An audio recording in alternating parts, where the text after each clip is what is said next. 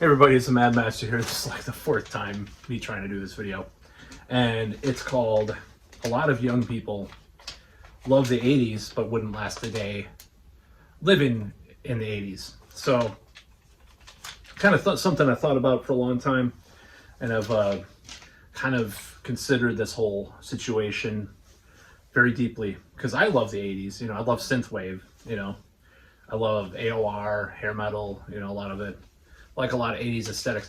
Now, a lot of what they call 80s, like for example, synthwave, is like this highly exaggerated caricature of certain aesthetics that were around in the 80s, not really genuinely sounding like 80s. I love synthwave so much, I bought vinyl, of synthwave. So don't get me wrong, I love the 80s, but a lot of young people worship it, younger people, younger than me, younger than I, and so I'm no spring chicken, even though my looks they tell you otherwise. No, I'm just kidding. So this is the whole thing about the whole 80s thing with younger people. So the first thing, what would happen as they step out of the DeLorean, so to speak, is they would cough because everybody smoked. And people that smoked everywhere, smoked cigarettes, not your vaping your brains out on pot like a lot of young people do nowadays. I'm not talking about that. I'm talking about actual cigarettes. And I've got to wonder, like, why you wonder why a lot of these like musicians are dying before their time a little bit. Some of these boomer musicians especially. It's because I can remember myself going into when there was a smoking ban at clubs in this town, but it wasn't statewide yet, and I played the show. My eyes were burning all night from all the cigarette smoke. It was awful. I could hardly play guitar that night. So some of this is something that people probably should be grateful for in a way, I guess.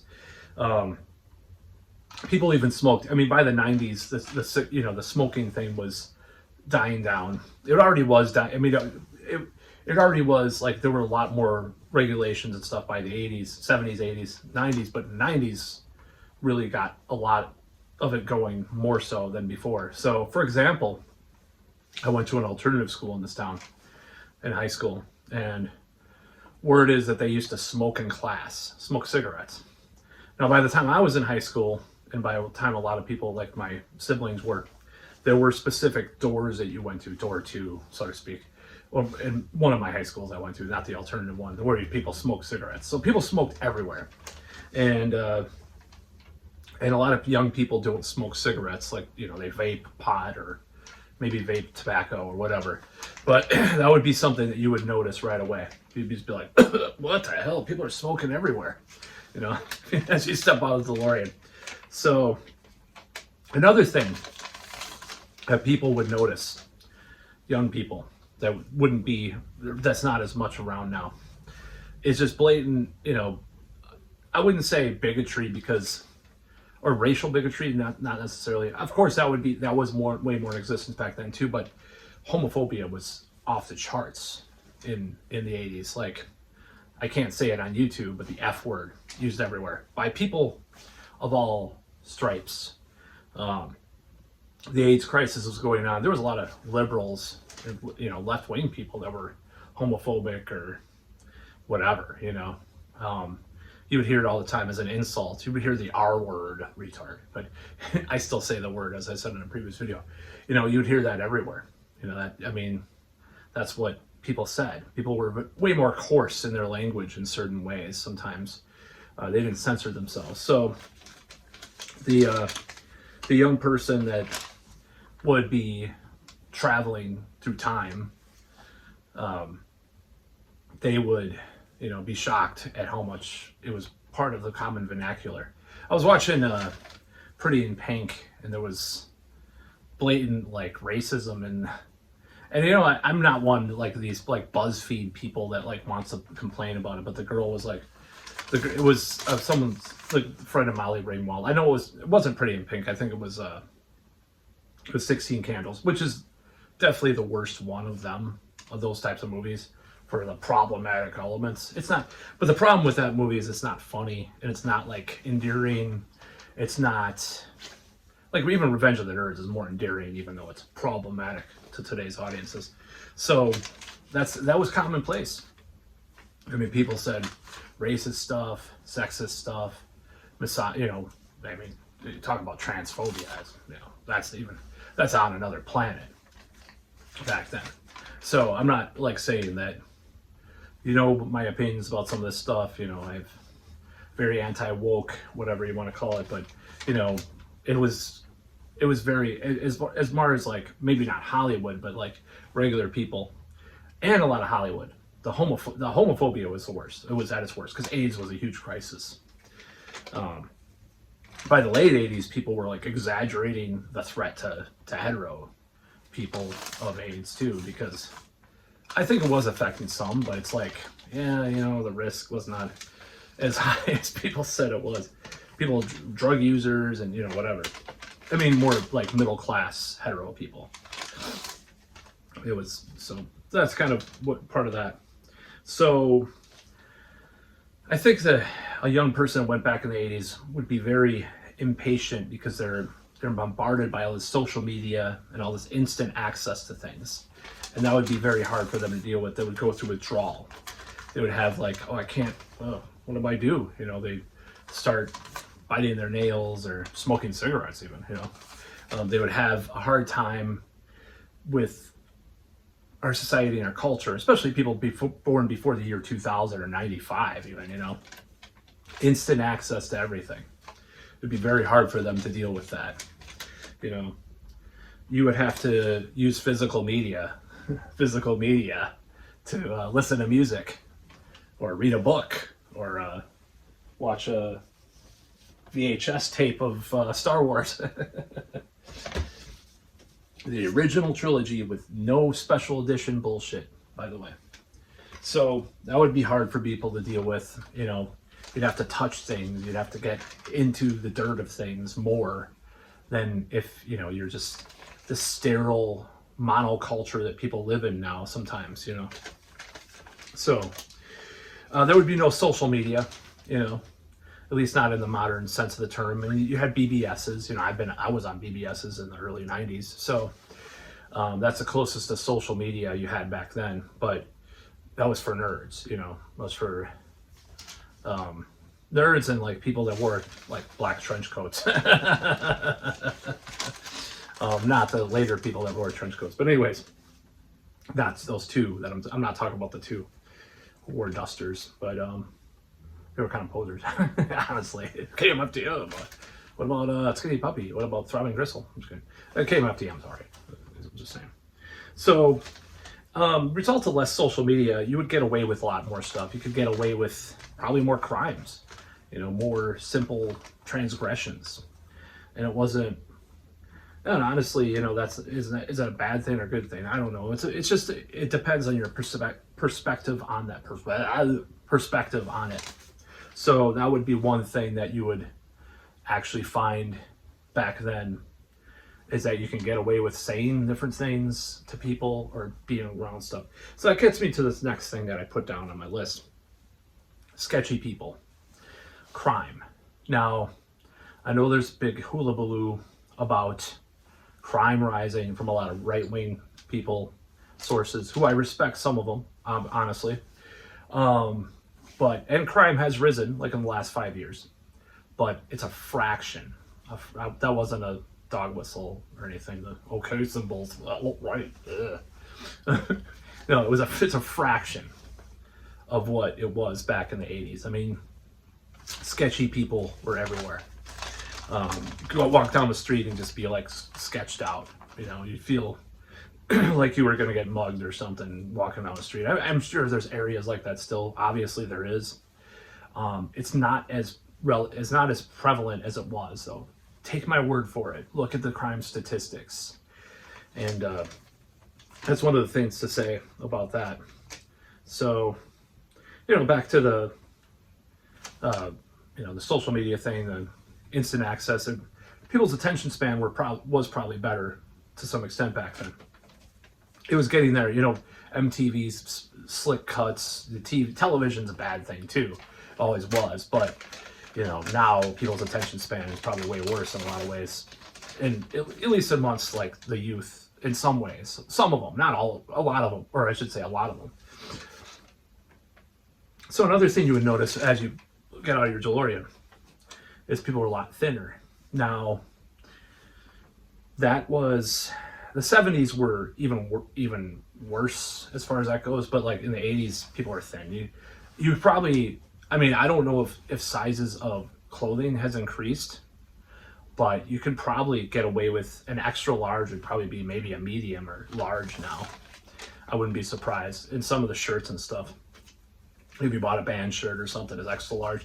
Now, extra large, I bought old band shirts, so an extra large always usually fits me. So I don't know if that's true or not, even really old ones. Like early 90s one, I do have an early 90s one, just Rollins Band, End of Silence. It's a little tight, but it's not, you know. Actually, I think it's less tight now than it was, but it's not like totally overbearing. But I think, I mean, if you go back in time, obviously, if you see pictures of people, they were thinner. That's just undeniable. You know, and people were less on drugs, like not less on drugs, like, you know, they smoked pot or they drank or did cocaine, but less on like prescription drugs. Not everybody, you know, you go on a dating app and it's like, you meet up with a girl, it's like, oh, I'm on all these SSRIs or I'm on this or that. You wouldn't have that back in the day. You know, you just, if she was psycho, she was psycho. No, I mean, that's what, you know, that's another thing. Mental illness was more stigmatized. Now, you know, you go on a date with like a 22-year-old. This is actually a story for this. She tells you about all her mental health problems. I'm like, I mean, I'm mixed on it. You know, I'm just like, why not? Why open and reveal that stuff right away? It's a little weird. But, you know, it is what it is. That's how young people operate. You wouldn't have that back then. You know, you wouldn't even talk about some of that stuff back then. You know, you wouldn't even discuss your mental issues. You were just crazy or you weren't, or shy or not, you know. So, and, you know, a lot of these things would compound themselves into other things. I'm sure there's things that we're not even aware of. If you went back in time, you're like, really? What are they doing? You know? So that's part of it too. And, you know, the media was a lot more right-wing, like culturally, you know, they would attack people. I mean, not all of the media, but another thing about the media is they were way less corrupt too. They were way less like really corrupt people of the right or the left. Like back then, there were actual journalists, you know, people that actually cared about the truth. And there was a lot of exposés and stuff. Now, Noam Chomsky wrote Manufacturing Consent. I think it came out in 1986 with Edward Herman. So already the corporate conglomeratization of media was getting bad, but nowhere near how it is now, especially with the sensationalist bullshit. So, and you know, there's a lot of stuff like that. So it would just be hard. You know, things were simpler, but they were, you know, they would be, you know, it wasn't as easy as it wouldn't be as easy as people say, like who watch Stranger Things or, you know, watch some like Shudder 80s pseudo, you know, 80s retro horror movie or something. It's not as simple as, you know, you drive in your Camaro and you listen to like hair metal and then go get your 80s girlfriend who has her hair sprayed all up. It's not like that. It wasn't like that. It was very different. I mean, it was very, you know, but I think people talked more. Now, they didn't talk about their problems more like they do now, but they talked more, you know, they did. I mean, people didn't text. I mean, there was no texting. You had to call someone on the phone. It was a lot different. But yeah, it was a lot of things. A lot of things were more regimented. Now the monoculture has ruined that, but also it's a benefit too. Like, for example, if I date someone much younger than me, you know, a lot of times I'm surprised that they listen to some metal, because women around, just being honest here, women around my age is like, oh, I never liked metal. You know, it's better now than it used to be, even for people around my age. But like back then, it's like, I'm a goth, you know, I hate that cock rock Metallica stuff. Yeah. It's like, now you'll go to a girl's house and she'll be like playing an Ozzy cover or an Ozzy song or something on her thing, or, you know, Skype, Spotify or whatever, you know. It's just a lot different. And now there's more of a monoculture where things are just accepted, you know.